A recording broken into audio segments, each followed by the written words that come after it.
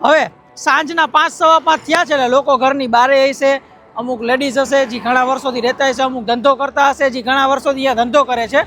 એટલે એરિયાનો સાચો વ્યૂ ત્યારે જ મળે જ્યારે ત્યાંના લોકો એના વિશે બોલે. તો રેલનગર આમ રહેવા માટે ધંધા બાબતે કેવું? આટલા વર્ષોથી રેલનગરમાં રહ્યો છો, મેં જ તમને મકાન અપાયું છે, તો રેલનગર એરિયા વિશે કેવું છે? આ એરિયો રહેવા માટે એના માટે કેવો છે? અને રેલનગરમાં આમ આખા રાજકોટમાં પાણીનો પ્રશ્ન છે, રેલનગરમાં આઈ થિંક સેફટી કન્સર્ન જોવા જાઉં ને તો બિંગ અ લેડીઝ અમે રાત્રે 10 વાગે 12 વાગે 1 વાગે ગમે ત્યારે અહીંયાથી નીકળીએ ને તો સર આ એરિયા વિશે જાણવું હોય તો રહેવા માટે એના માટે કેવો એરિયો કહેવાય? બરોબર છે. આપણે આ એરિયા વિશે જાણો તો રહેવા માટે એના માટે કેવું? પાણી મેન લેડીઝ ને ઘરમાં પાણીનો કોઈ પ્રોબ્લેમ તમને? હલો, હાજી સર, આપનો કોલ હતો, શું રિક્વાયરમેન્ટ હતી આપની? હાજી નિખિલભાઈ, મારે છે ને ટેનામેન્ટ લેવાનું છે. ઓકે. આપણે 45 થી 50 લાખનું બજેટ છે, તો કંઈક મને સારું સજેસ્ટ કરો ને. ઓકે સર, જો આપને એરિયા વાઇઝ ચાલે એમ હોય ને તો અત્યારે છે ને ન્યૂ રેલનગરમાં તમારા બજેટમાં બહુ સારા ઓપ્શન મળી જશે. અરે ના સર, આપણે રેલનગર બાજુ નથી જવું, કંઈક બીજું જોવો તમે. એટલે સર રેલનગરમાં શું વાંધો છે? ના સાહેબ, રેલનગરમાં નથી આપણને જામે એવું, તમે બીજું કંઈક કહો મને. એટલે પણ સર એમાં એવું છે કે તમે જો સાંભળો આપણી વાત, આ રેલનગર રહ્યું ને, અરે રહેવા દે. આમનું તો આવું કેવું છે રેલનગર વિશે. હવે એકચ્યુઅલ રિયાલિટી શું છે એ ત્યાં એરિયામાં જઈને આપણે જોઈએ. ચાલો વિડીયો શરૂ કરીએ. છે ને તમારા માટે આપણે રેલનગરની સફરે આવ્યા છીએ. રેલનગર 3-4 વસ્તુના મારફતે ઓળખાય છે.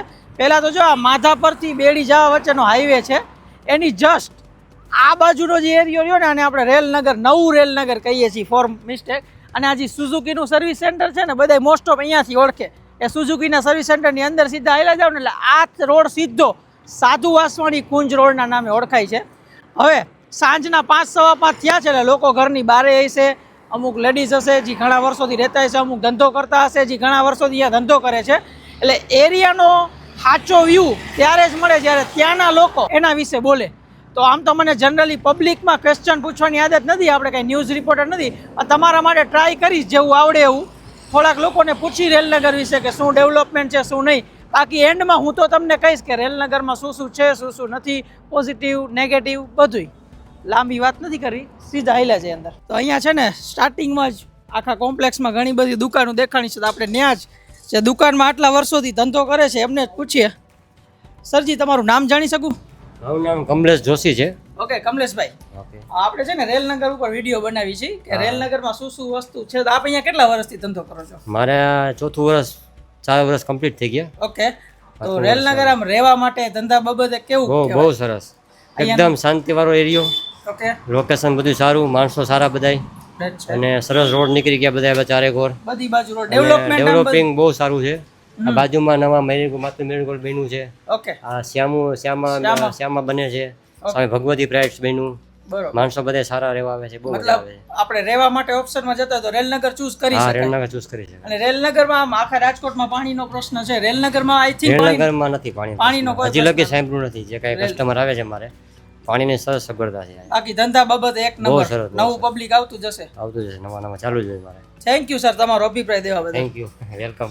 તો જો થોડેક જ આગળ વધતા 80 ફૂટ રોડ કહેવાય છે રેલનો, આ સાધુ વાસવાણી રોડ 80 ફૂટ રોડ ને આપણે વધુ એક ટૂંકમાં કહીને બિઝનેસ ઓનર છે એમને આપણે પૂછીએ.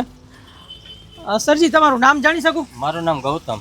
ગૌતમભાઈ, આપણે સર રેલનગરમાં કેટલા વર્ષથી બિઝનેસ કરો છો? મારે 2-2.5 વર્ષ થઈ ગયા. 2-2.5 વર્ષ થઈ ગયા આપણે રેલનગરમાં. સર આ એરિયા વિશે જાણવું હોય તો રહેવા માટે એના માટે કેવો એરિયો કહેવાય? રહેવા માટે બહુ સારો એરિયો છે. ઓકે. અને ધંધા માટે એના માટે? ધંધા માટે બહુ સારો છે. બરોબર. આપણે ડેવલપમેન્ટ અહીંયા કંઈક બધી જગ્યાએ મકાનો જ બને છે. બરોબર. અને રેલનગરમાં આઈ થિંક પાણીનો તો પ્રોબ્લેમ નથી? નહીં, પાણીમાં તમારે ફૂલ આવે, પ્રોબ્લેમ નથી. બરોબર છે. તો જોયું તમે, અહીંયા મોસ્ટ ઓફ લોકોનું એ જ કહેવાનું છે કે ભાઈ રેલનગર આમ રીતે બધી રીતે રહેણાંક માટે સારું, બજેટમાં સારી પ્રોપર્ટી એ મળી જાય, રોડ રસ્તા તમે જુઓ એકદમ ચકચકાટ જોવા મળે. હજી આપણે જાશું અહીંયાના હજી લોકલ લોકો હોય, આ તો બિઝનેસ ઓનરની વાત થઈ, લોકલ લોકોને 2-4 સવાલ પૂછીએ એમનું શું કેવું છે. તો છે ને હાલતા આપણે છે ને 80 ફૂટ રોડની મેન માર્કેટમાં આવી ગયા છીએ. આ ટૂંકમાં મેન માર્કેટવાળો એરિયો કહેવાય. તમે જો અહીંયા માર્કેટ ભરાય છે, મોટા મોટા અપાર્ટમેન્ટ્સ છે, અહીંયા પણ ઘણા લોકો ધંધો કરીએ છે.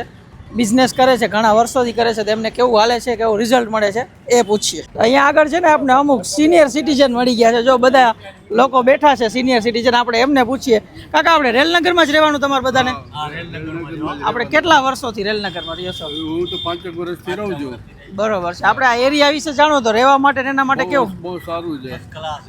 અને પાણી બાણીની કઈ પ્રોબ્લેમ? નહીં, પ્રોબ્લેમ નથી. સ્કૂલ બધું નજીકમાં? પાણી, રોડ, લાઈટ બધી રીતે સારું છે. બરોબર હા, બરોબર. ઓકે કાકા, કાંઈ વાંધો નહીં. Thank you. ભલે ભલે. તો જોયું તમે, રેલનગરમાં ઘણા લોકો રહે છે, આ રીતના બધા બિઝનેસ કરે છે. બધાનું એક જ વસ્તુ કહેવાનું છે, જો પાણી બાબતે પ્રોબ્લેમ નથી, રોડ રસ્તા બાબતે પ્રોબ્લેમ નથી, એન્વાયરમેન્ટ સારું છે, જે જોતું હોય મળી જાય, સ્કૂલિંગ અહીંયા છે, બધી જ વસ્તુ આરામથી મળી જાય છે એક જ એરિયામાં.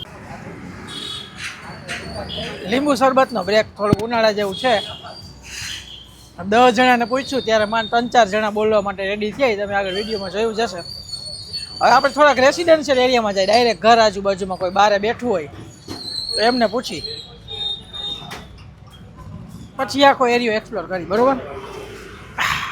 તો છે ને આ મકાનમાં આપણા જ ક્લાયન્ટ છે ડૉક્ટર દિવ્યા મારું. એમને આપણે કીધું છે કે એ લોકો આવે, આપણે જ આજથી 2-3 વર્ષ પહેલાં મકાન અપાયું હતું. એમને જ પૂછીએ રહેવાની કેવી મજા આવે છે કે નહીં. આ એમનું મકાન છે, બાજુમાં આપણે અપાયું હતું, એની બાજુમાં આપણે અપાયું, મતલબ આ બધા આપણા જ ક્લાયન્ટ છે. આપણા થકી જ રેલનગરમાં એમને મકાન લીધું છે. તો આપણા ક્લાયન્ટ છે ડૉક્ટર દિવ્યા મારું. મેં એમને રિક્વેસ્ટ કરી કે આપણા વિડીયો બનાવી છે, તો આ ઇનિશિયેટિવમાં થોડુંક પોતાનું પાર્ટિસિપેટ આપે. Welcome Divya ma'am.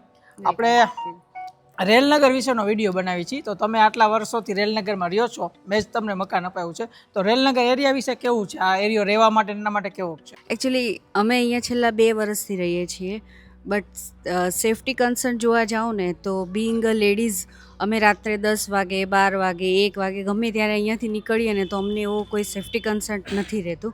અને પોલીસની આવી રીતે ગાડી પણ 1-2 વાગ્યા સુધી ફરતી હોય છે. આ રોડ રસ્તા બાબતે, એના બાબતે? હા, એમ રોડ રસ્તા પણ એવા પહેલા કરતા તો અત્યારે બહુ સારું થઈ ગયું છે. અને પાણી, મેન લેડીઝને ઘરમાં પાણીનો કોઈ પ્રોબ્લેમ તમને? ના, અત્યાર સુધી અમને તો કોઈ દિવસ પાણીની એવી કોઈ તકલીફ થઈ નથી. ઓકે. અને એરિયાનું ડેવલપમેન્ટમાં તમારું શું કહેવું?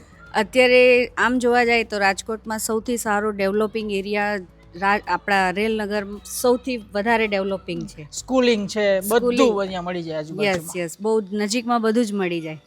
તો જો આ રિયલ બાયર છે, અહીંયા રહે છે આટલા વર્ષોથી, એમનો જ અભિપ્રાય છે, કારણ કે જે રહેતા હોય ને ત્યારે ખોટું ન બોલે. તો થેન્ક યુ દિવ્યા મેમ, તમે તમારો અભિપ્રાય આપ્યો એના બધા. તો બસ આટલો હતો આપણો એરિયા કન્ક્લુઝન. પૂછ્યું તો હજી 10-15 જણાને હતું, પણ ઘણાએ મોઢા ઉપર ના પાડી દીધી, ઘણાએ પબ્લિક સામે બોલવા માટે રેડી નહોતા, પણ કીધું કે ના બધું સારું છે. એટલે બધી વસ્તુ હું વિડીયોમાં દેખાડી નહીં શકું, અને અમુક ક્વેશ્ચન પૂછતા હજી મને થોડુંક ઓલું થતું હતું, એટલે હું બધાને સરખી રીતે નથી પૂછી શક્યો. ધીમે ધીમે આપણે કરશું, પરંતુ આ હતું. હવે રેલનગરના ઓવરઓલ ડેવલપમેન્ટની વાત કરું ને તમને, તો રેલનગરમાં ખુદનો પોતા, મતલબ રેલનગરમાં પેટ્રોલ પંપ છે, કર્ણાવતી ઇન્ટરનેશનલ સ્કૂલ નવી બનેલી છે, બીજી તમને કહું તો નારાયણ સ્કૂલ નવી બનેલી છે, રોડ રસ્તા તમે જુઓ આમ પરફેક્ટ ડેવલપમેન્ટ છે. પાણીનો પ્રોબ્લેમ હજી સુધી મેં નથી સાંભળ્યો કે રેલનગરમાં હોય એ રીતનો. કેમેરામેન હાલતા હતા.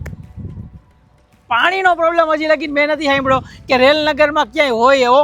પબ્લિક રિવ્યૂમાં કહું ને તો રેલનગરમાં ઘણા મકાન, ઘણા ફ્લેટ વેચાવેલા છે, બધાના અભિપ્રાય સારા તમને જોવા મળે છે. કોઈ દિવસ બહુ એવું કાંઈ નથી જોવા મળતું. એટલે રેલનગર બજેટ ફ્રેન્ડલી ઓપ્શનમાં બહુ સારો એક એરિયો કહેવાય છે કે જ્યાં ઓવરઓલ ડેવલપમેન્ટ છે, સિટી જેવી ફિલિંગ આવે છે. શું કામ? કારણ કે બધી વસ્તુ તમને એઝ ઇટ ઇઝ તમારા એરિયામાં જ મળી જાય છે. 2-3 મોટી મોટી માર્કેટ છે, ફૂડ મોલ આપેલા છે કે જ્યાં બધી પ્રકારનો નાસ્તો, રેસ્ટોરન્ટ આનાથી ભરપૂર છે, અને એક બજેટ ફ્રેન્ડલી રેટમાં ટેનામેન્ટ અથવા તો ફ્લેટ મળે છે.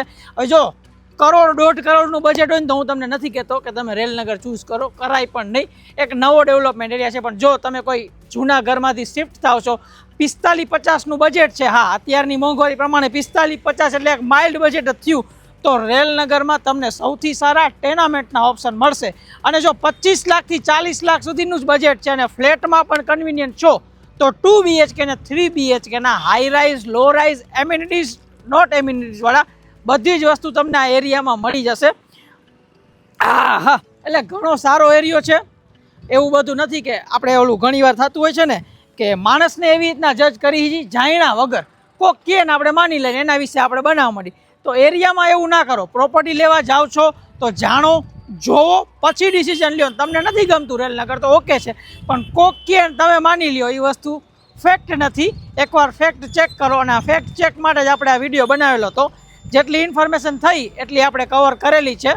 બાકી તમે આ વિડીયોમાંથી શું નવું શીખા કમેન્ટ સેક્શનમાં જણાવજો. રેલનગર માટે ખોટો અભિપ્રાય છોડી દો, અને રેલનગરમાં જો પ્રોપર્ટી બાય કરવા માંગતા હોય, ફ્લેટ હોય, ટેનામેન્ટ હોય, દુકાન હોય, તો મારો કોન્ટેક્ટ કરજો. બેસ્ટ પ્રોજેક્ટ દેખાડીશ એની ગેરંટી. અને નેક્સ્ટ વિડીયો કયા એરિયા ઉપર માંગો છો કે કયા એરિયા વિશે તમારા મનમાં કાંઈ સવાલ છે એને જો હું દૂર કરી શકતો હોય તો તમારા માટે એઝ ઇટ ઇઝ હું હાજર રહીશ. આપણે મળશું આપણા નવા વિડીયોમાં. અવાજ બેહી ગયો છે તો પાણી પીને જય હિન્દ દોસ્તો.